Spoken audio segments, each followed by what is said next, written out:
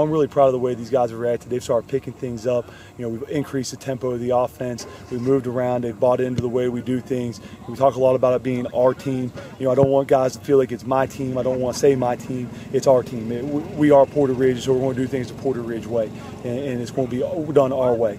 And I think the guys, our seniors especially, I really want them to feel like they have somewhere to call home, and they've been able to call this home, and they've bought into the way that we do things. And 3 coaches in 3 years makes it tough on them, but I think they have a way that they feel like they're at home right now. Talk about the work put forth by these kids thus far in the summer: offense, defense, special teams. We are. First of all, we're up over 100 in numbers, and talking to Coach Whitley and some of the people around here, it's the first time Porter Ridge has really been up around 100 football-wise in a long time. So we're looking to have around 50 guys on each team, which was really good numbers for us to be able to have. And with that, I don't think the entire summer, I don't think we had a workout that we had probably less than 65 kids show up to workouts. And then most of the workouts were 80 to 90 kids a day coming out here and really selling out for 4 days a week, early in the mornings and late at night, and all different times throughout the summer. And we threw all over the area with a bunch of different teams, and linemen went out and got work with a couple of different teams. And really, these kids just, everyone told me in the beginning that Porter Ridge kids love to work.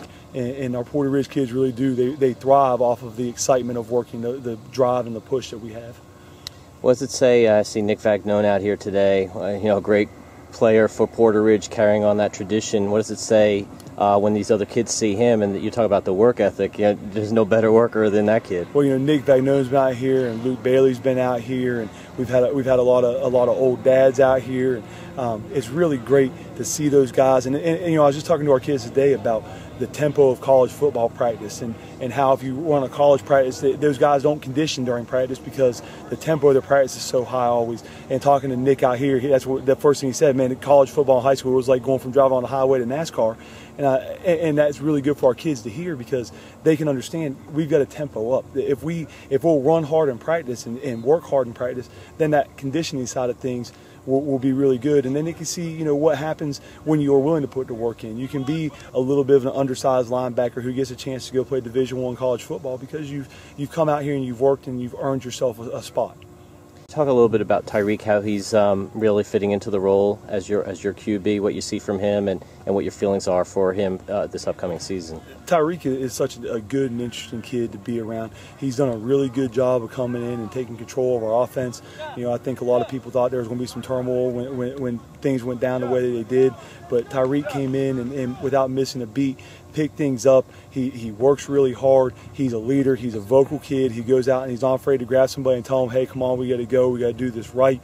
And that's what you've got to have out of your quarterback position. Those guys have to be guys who will run around on the field and jack people up and get people back in line. He has a very good huddle command, very good huddle presence. And that's something that guys like our quarterbacks haven't done very much, is get into the huddle, get under center, those types of things that I'm asking them to do this year. And picking it up wise, I was out here and we were out here working a little bit this summer, and we had some people come out, and it was amazing how quickly he picked up the quarterback nuances, the pointing the ankle ball, come out and point your ankle ball to your target, and all those things that we ask our quarterbacks to be able to do. It was just amazing how quickly he picked it up and worked it so fast.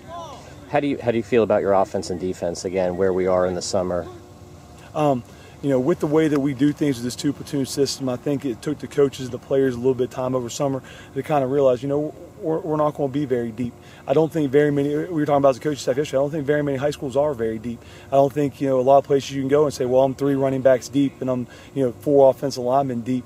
And I think that we'll get better work out of our guys being a 2-platoon system. And we have some guys who are going to have to learn some defensive positions, some offensive positions.